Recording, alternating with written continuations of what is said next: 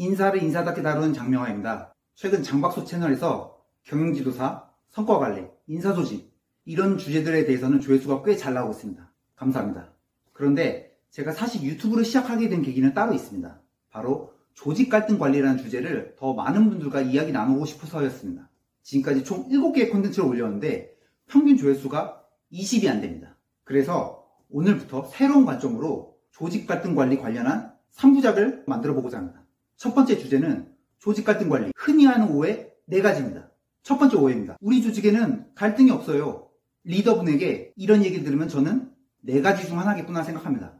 1번, 조직 갈등이 있지만 리더만 모르는 경우. 2번, 조직 갈등이 있지만 리더가 그것을 갈등으로 여기지 않는 경우. 3번, 조직 갈등이 있지만 리더가 그것을 강하게 부정하는 경우. 4번, 조직 갈등이 실제로 없는 경우. 4가지 상황 모두 조직에 좋은 상황은 절대 아닙니다. 왜냐하면 1번부터 3번의 상황에 대해서는 조직 내 갈등이 있지만 리더가 방치하고 있는 거기 때문입니다.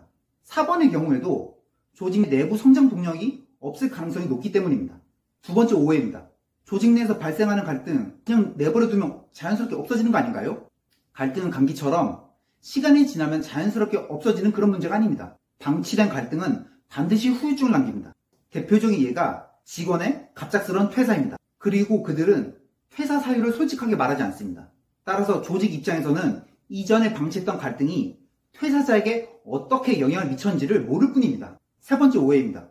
조직 차원에서 갈등을 관리하면 괜히 긁어부스럼 아닌가요? 많은 리더들이 조직 갈등을 부정적인 일, 피해야 할 일로 인식하고 있습니다. 하지만 국내외 다양한 연구 결과를 보면 갈등을 적절히 관리했을 때 조직에 긍정적인 영향을 미친다는 점이 반복적으로 입증되고 있습니다. 저는 이런 비유를 들고 싶습니다. 쓴 약에 대한 이야기입니다. 내게 맞는 쓴 약을 의사의 처방대로 먹으면 몸이 건강해집니다. 초반에는 약 맛이 써서 불쾌하지만 시간이 지나면 먹길 잘했네 라면서 좋은 기억으로 남습니다. 반대로 내게 애초에 맞지 않았던 약을 처방을 무시하고 먹게 되면 건강이 오히려 더 안 좋게 됩니다. 이 경우에는 약을 먹을 때도 불쾌하고 약을 먹었던 그 순간 자체가 후회됩니다. 조직 갈등도 마찬가지입니다. 잘 활용하면 조직을 건강하게 만드는 쓴 약입니다. 하지만 지금까지 잘 활용해 본 적이 없기 때문에 조직 갈등에 대해서 좋은 기억으로 남지 않았을 뿐입니다. 네 번째 오해는 정말 안타깝습니다.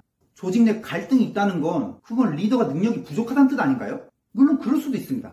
하지만 조직 내 갈등은 리더가 아무리 유능해도 발생할 수 있습니다. 우리가 아무리 건강관리를 잘해도 예상치 못한 병에 걸릴 수 있는 것처럼 조직 갈등의 주된 원인은 리더가 아니라 외부적 요인으로 다양하기 때문입니다. 문제는 이런 오해로 하여금 리더가 갈등을 발견했을 때 그것을 감추게 만드는 겁니다. 리더로서 문제 제기를 제때 해야 하는데 이게 혹시 내 책임인가? 라는 자책 때문에 조직 갈등을 해결할 수 있는 골든타임을 놓친다는 게 정말로 안타깝습니다. 지금까지 조직 갈등 관리에 대한 대표적인 4가지 오해를 살펴봤습니다. 한 줄로 정리하면 조직 갈등은 회피의 대상이 아니라 그냥 관리의 대상일 뿐이다 입니다. 제가 말씀드렸던 4가지 오해가 내가 생각하던 거다 라고 생각하시는 리더분들이 계신다면 다음 영상도 기대해주세요. 두 번째 주제는 50인 미만 중소기업에서 특히 조직 갈등 관리가 왜 필요한지입니다.